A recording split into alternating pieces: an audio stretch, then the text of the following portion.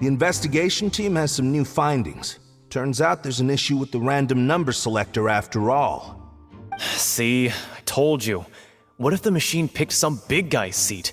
You think the murderer would have still made his move then? Sorry to interrupt, but we're helping Lenny and Lynette with their side of the investigation. What were you saying about the number selector? There's something wrong with it? You're trying to help them? That'll be a tall order. Lenny used the machine to pick a random member of the audience during his performance, right? The lucky girl that later disappeared. Well, we thought there might be a serious problem with the machine, so we had it taken away for further inspection. It turns out that the seat number it picked wasn't random at all. The machine picks that same number every time. I'm sure you already know that you have to make a reservation in advance to get a seat, regardless of whether it's a trial or some performance. In other words, Lenny knew who would be sitting where from the very beginning. That much checks out. Lenny reserved our seats for us, too. Bet you see why I was saying it'd be tough to make a case for Lenny. Even though it's bad for Lenny's case, Paimon had better write it down.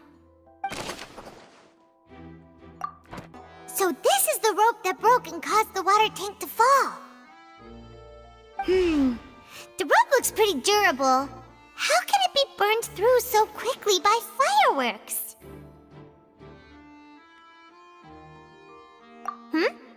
Why are you suddenly so serious, Traveler?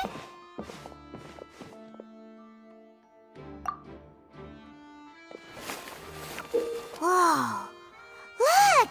This bit is made from different material! Most of it was burned away, but there's still a little bit of it left.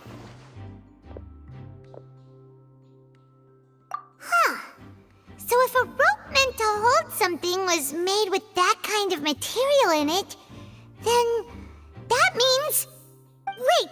Paimon should write all this down! Let's take notes!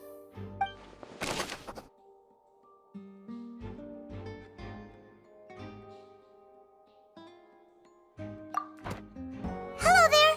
What are you investigating?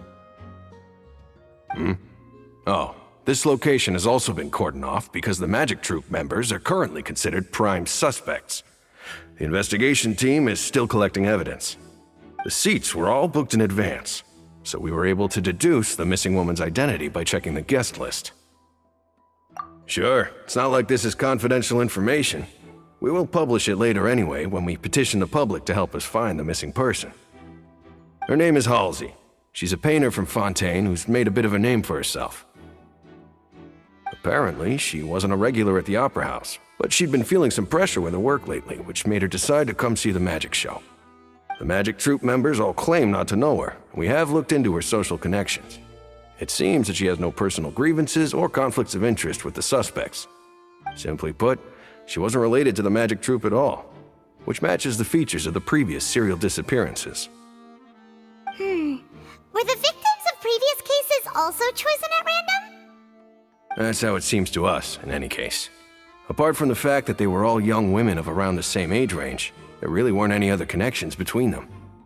Okay then. No need to be so formal. If you do happen to see the missing girl, please be sure to contact us. It is of utmost importance that we get to the bottom of these disappearances.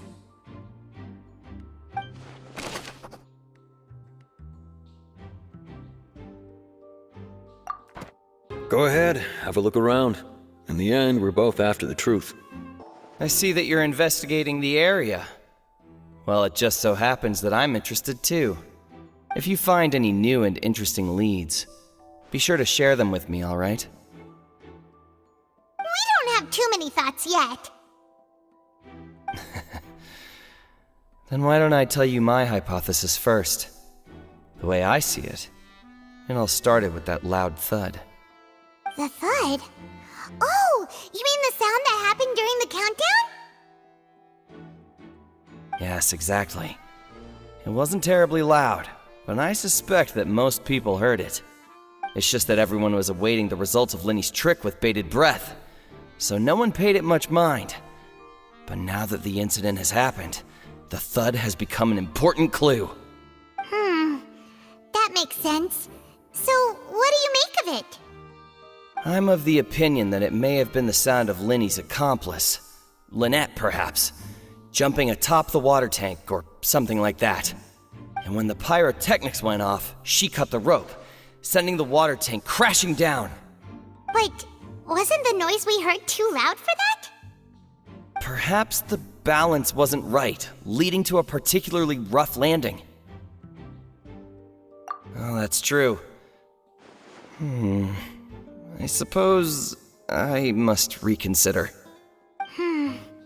That does remind Paimon, though. What was with that sound?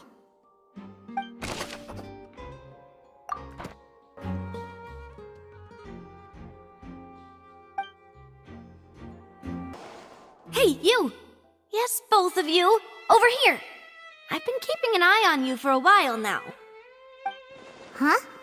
You mean us? That's right. If I'm not mistaken, you're also among those who wish to cut down the thorns and pursue the truth. No? And by the looks of it, you're not from Fontaine. Well, you're right on the more about that one, but who are you? Have you never heard of the Spina di Rosula? From mediating disputes and providing protection to solving conundrums, you name it, Spina di Rosula does it. And I, Navia, have the honor of being its renowned president. Though those who play by our rules call me boss. I'm Silver, her attendant. Pleased to meet you. And I'm Melus. Demoiselle's various daily needs and affairs are under my purview. Huh? Boss? Demoiselle? What gives with the names? Well, I am the second generation president. Melus and the others are still used to my previous title. My apologies, Demoiselle. Should you prefer, boss, I will endeavor to use that instead. No, no need. You don't have to call me boss. Just Navia is fine. Okay, if you say so. Not that we're members of Spina di Rosula anyway. All merely trifling details. Never mind. Now, back to the situation at hand. That's right. I've always kept an eye on the serial disappearance cases. My interest stems from a matter back from my father's time. Judging from the look of things, I find Linny an unlikely mastermind. Really? We think so too! That's why we're looking for clues now. But how did you come to that conclusion? Intuition, naturally. My unparalleled intuition.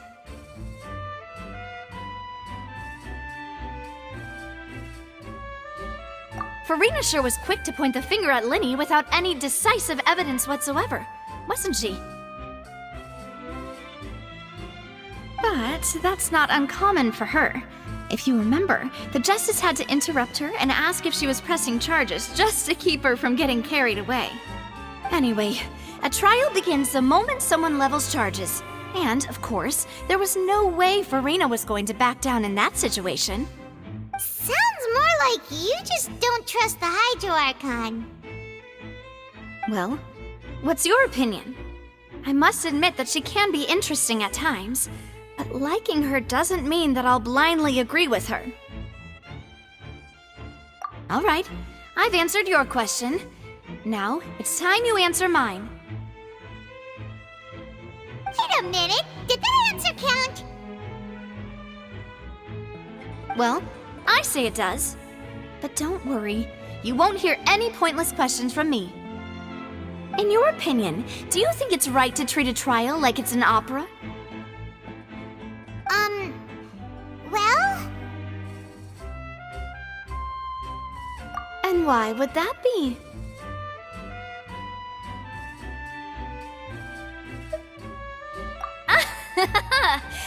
See, Silver and Melus? I told you they'd be different. Most astute of you, Demoiselle. I too think that the Traveler's response was most excellent. No matter how wonderful the script or how fervent the audience's expectations may be, the trials that go on stage here must be based in fact. And if that can be done, boss, then... All right, that's quite enough, Maloose. Anyway, I like your answer. You passed with flying colors.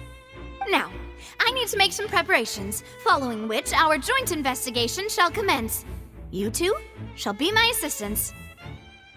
Wait! Since when did we become assistants? Oh, well, I can be the assistant, sure. Or your companion, if you like. I'm really not that fussy. That's more like it.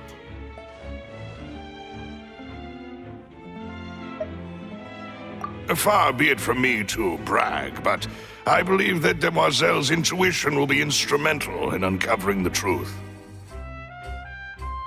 You wish to save a friend from false accusations, and we wish to unravel the disappearances. In this sense, our goals are aligned. You have a point. You're quite the talker, aren't you, mister? And what about you over there? What do you think? You seem like you've got something on your mind. I have nothing to add.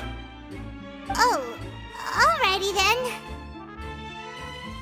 We'll be making some preparations first. Just be sure to let us know if they start revealing Lenny's tricks. Thanks! Speaking of that, I think magic shows would be very popular in Poisson. I can see that. Maybe I should try to learn some magic. If I could make things disappear, cleaning my room would be a cinch. You need not worry about such things, Demoiselle. That falls under my duties. Oh, right. Sorry, but no one can freely enter or exit the Opera House at the moment. If you wish to leave, you must register your identity with us first. No, we're not leaving. We're representing Linny and Lynette as attorneys, so we're investigating the case. Were you always guarding this entrance? Yes, after the Chief Justice gave the order, everyone coming in or out must undergo a strict inspection. So, the missing girl couldn't have left from here. At least, not from that point on. I doubt there was much opportunity then, either. How can you be so sure, Well, because I was in charge of security near the entrance at that time. I couldn't see Linny's performance from here, which was quite a shame. Just my luck. But still, I did not abandon my post, and I stayed put no matter how loud the applause was. If someone had so much as even approached the door, I would have noticed it, let alone if they had tried to leave.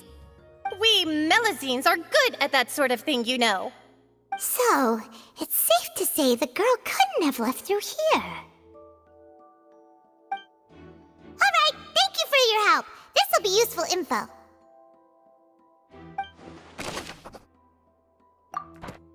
We've checked everything of note here at the performance venue. Paimon wonders how Linny's discussion with the guards is going. Let's go see, shall we? Ooh, things are getting interesting, huh? We're about to see how magic is made. Understood. Then I will be going with you. Just so you're aware, I will be monitoring your actions and making notes as necessary. Very good. Thanks for being so agreeable. I'd pull a rose out of my hat as a gift for you if I could. You may spare the pleasantries. I'm just doing my job. You've arrived. Who's this? Me? I'm Spina di Rosula's guardian angel. If you've got a problem, I've got the firepower. Sorry, I got a little carried away there. Call me Navia. I'm a partner of theirs, and will be helping investigate this whole situation. And these are my companions. Would you mind if they join as well? Fine by me. Oh, new helpers? I would be most grateful. Well, let's just say we're tagging along. It's not every day you get to see the secrets behind magic performed on such a large scale. I appreciate your kind interest. Come with me. we'll be heading below stage. Huh? Below stage? Yes, a world of secrets is hidden beneath this magic box, prepared specifically for this switcheroo trick. But before I reveal everything, you should have a look first. Notice anything strange here?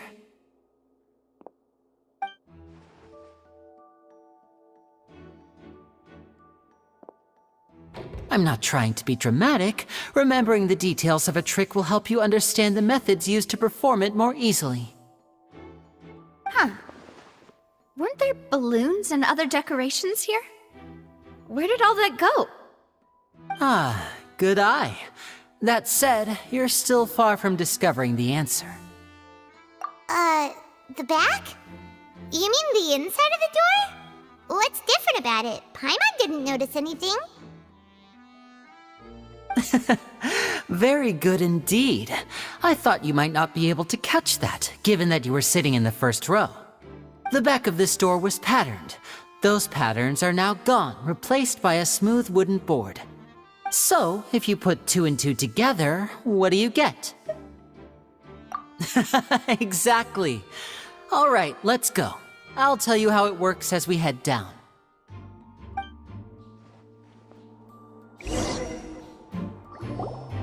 Oh, so there was a passageway under the magic box!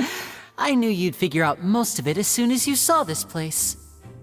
The 2 magic boxes are positioned right above the 2 entrances of the tunnel. See this flatbed trolley?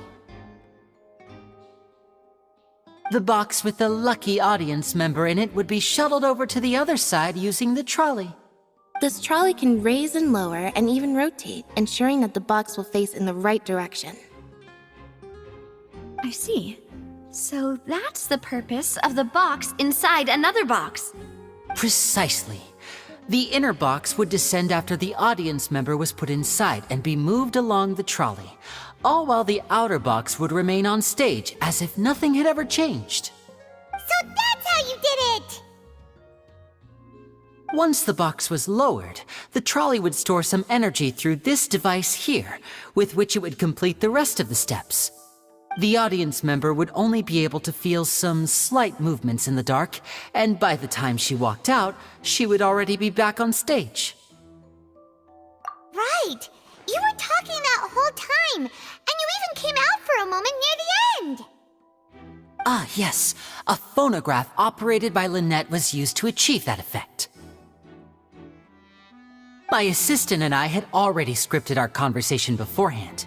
When the countdown began, I had already gone to the opposite box via a tunnel using that ladder. And what about Lynette? Where was she? I was in the mezzanine space in the back of the box. Oh, interesting! That's how we were able to coordinate Linny's lines with the assistant. And, by the way, I was the one who walked out of the box at the end. I mean, we are twins. All it takes is a change of clothes and no one can tell who's who. And that's my favorite part of this trick. Only Lynette and I can perform it. So that's how it all worked! Wow, every detail you revealed was more amazing than the last! Lynette would briefly walk out of the box and then go back in, jumping into the tunnel and escaping before the box on the trolley could finish ascending. And then I walk out of the other box in the audience area, and the trick would be complete. The operative word here being would. But as you saw, Cal was in the box, not our audience member. She, on the other hand, mysteriously vanished. We really don't know how that happened. If not for that interlude, this would have been an astonishing trick. I probably never would have figured out how you pulled it off. And yet, to think that someone was able to use this magic trick to commit a crime.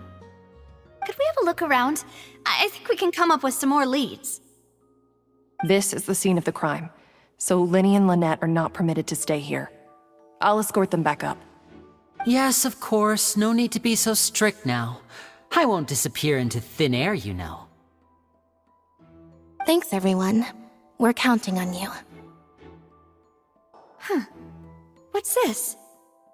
Looks like a hook tied to the end of a rope. Huh? There's all kinds of odds and ends here. Perhaps it was a prop for a different trick. But why would it have been left here? Whatever it is, let's make a note of it first.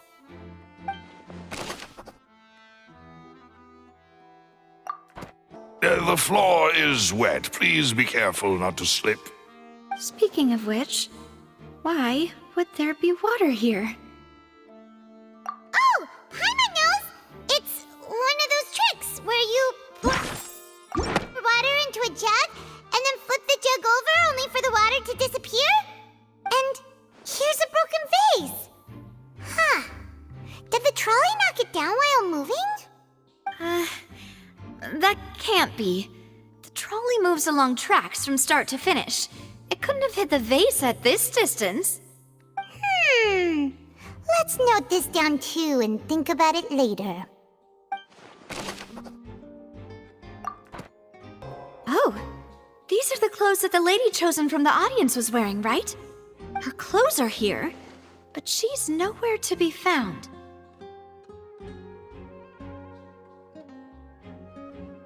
Right. And do you really need to do that if you're kidnapping them? Ugh, this is so confusing. Paimon doesn't want to be a detective anymore.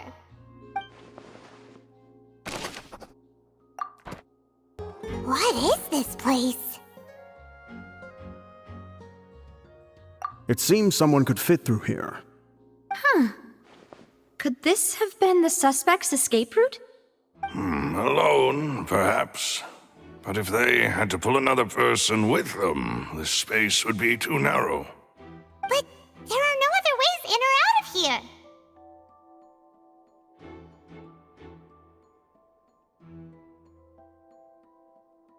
Oh, you're right! Let Paimon write that down.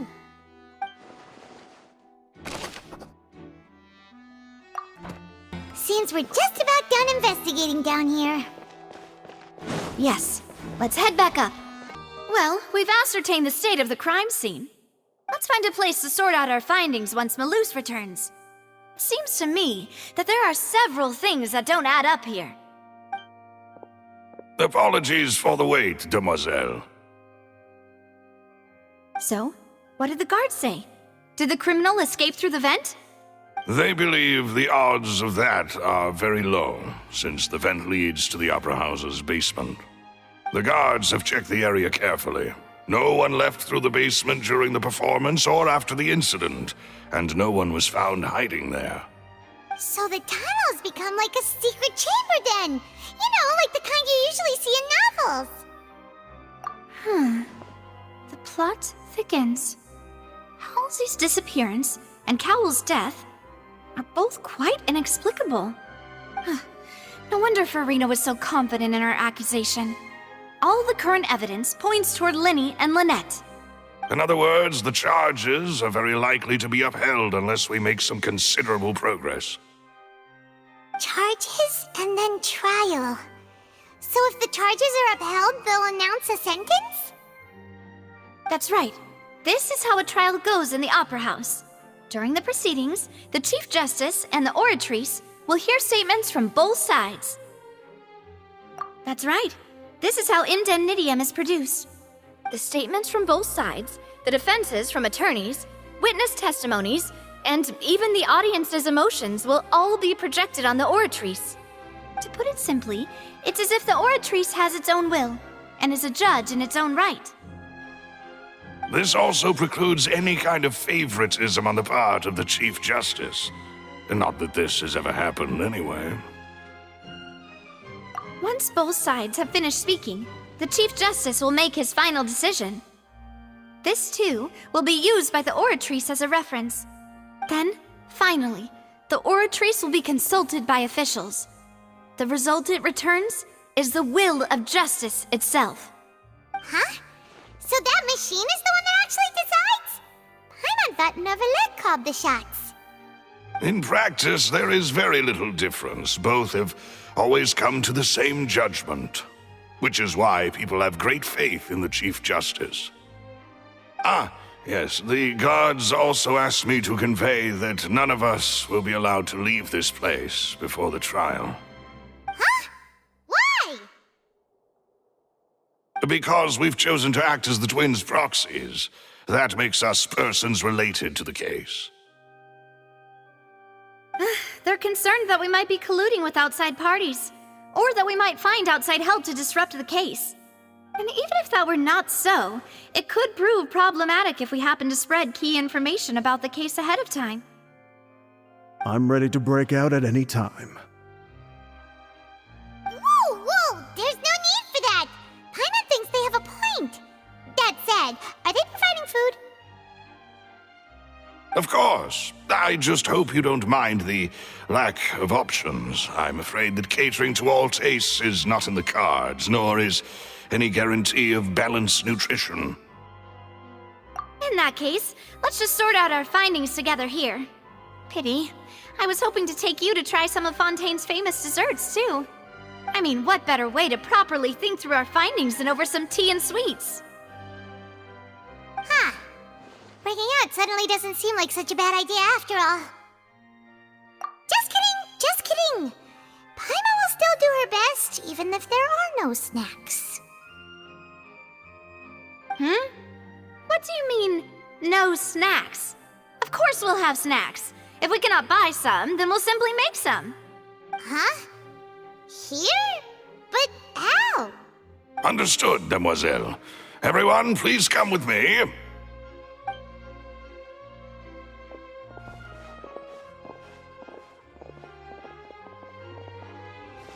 Wait, you're carrying a portable stove with you? Yes, I must be prepared to meet the Demoiselle's baking needs whenever the fancy strikes her. I have eggs, sugar, and almonds at the ready. Good work, you two. Then I'll get to it. Please sit tight for a moment. You'll get to taste my awesome snacks soon enough. These three are quite the interesting group.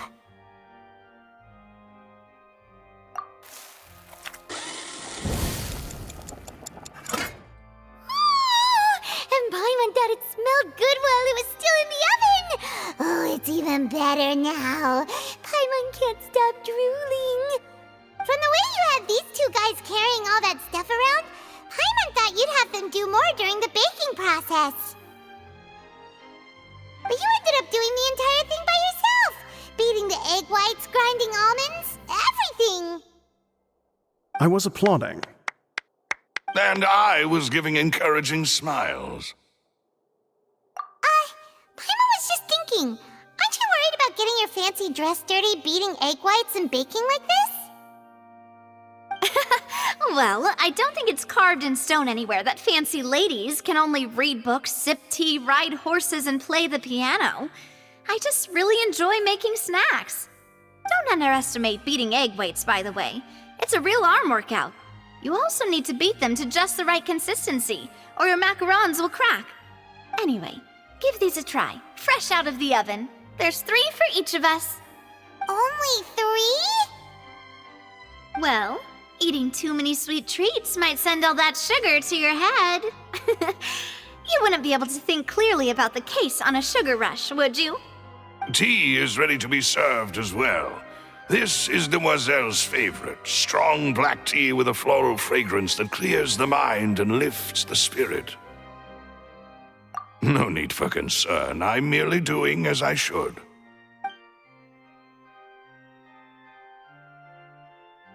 All right then. Down to business. As Paimon mentioned previously, the tunnel seems to be something of a secret chamber. However, we can assume that Linny and Lynette were not alone within it. Some criminal also occupied its sealed confines. The magician twins could have committed the crimes, of course, but they lack any logical motive. Exactly! Why would they do such a thing right when everyone was watching?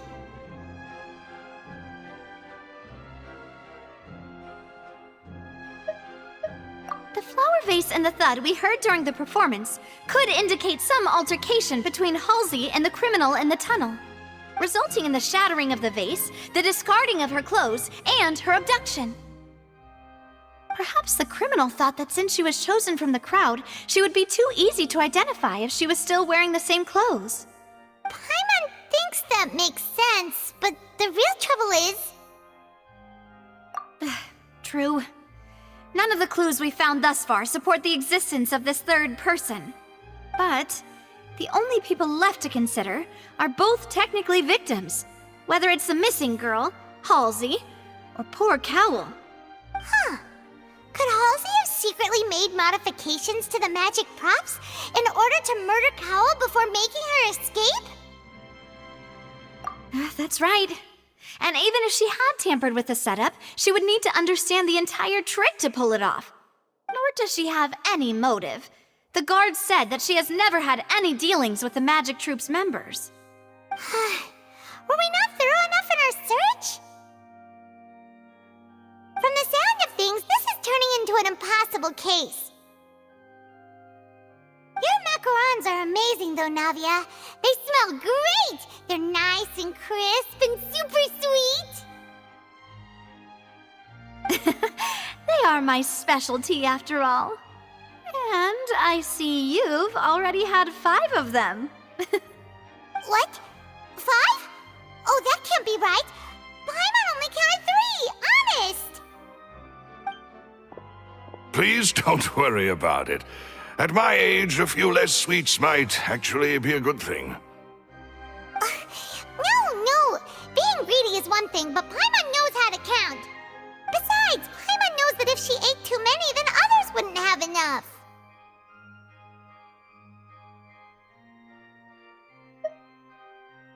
Wait! Even you don't believe Paimon? How could you? If Paimon ate those 2 extra macarons, then may they turn into stone in her stomach! All right, we get it. Well, I suppose one of us might have gotten too engrossed in our chat and eaten them by mistake. No big deal. Maloose, set up the stove again if you would. Huh? What are you doing? Making sure everyone gets 3 macarons, of course. Exactly. We don't want to trouble you. As you wish, demoiselle. And I have the egg, sugar, and almonds. Well, this really is your hobby, huh?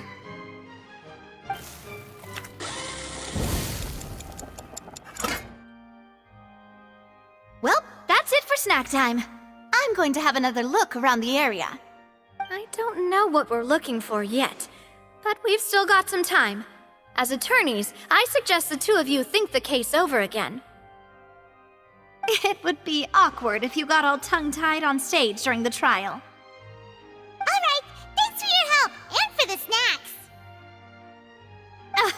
It was nothing. A small task for the Spina di Rosula. Silver, Maloose, it's time to go. I'll be back if I find anything new. All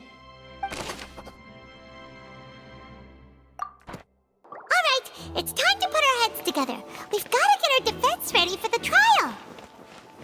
Oh, it's probably gonna be a long and difficult case. There's no point in worrying about that now. We just need to prepare. Here, take Paimon's notes. They should help you review the situation. Whoever the murderer was, they must have made preparations well beforehand.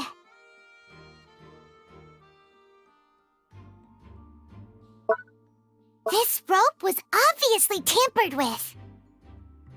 People needed to register and reserve a seat for the show.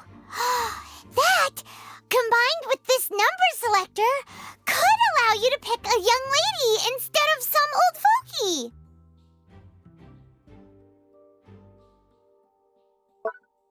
This is probably a prop, too.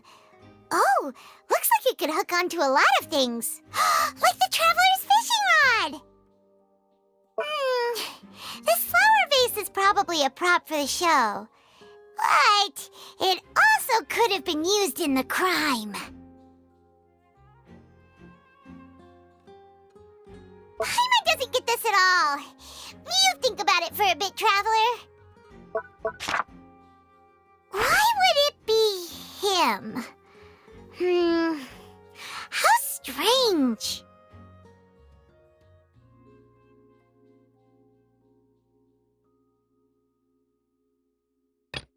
Gosh, no wonder the serial disappearances never got solved. We all heard that noise, didn't we? The performance would not have been visible from where the doors were guarded. If Paimon were on duty, she would have snuck back into the audience seating. Well, there was no chance Paimon could have seen that the box had 2 layers. And that's why only the 2 of them can perform this trick. There was no third person. And Paimon didn't eat more than 3 macarons either. Digging a tunnel just for a magic trick? Whew, that must have been a lot of work.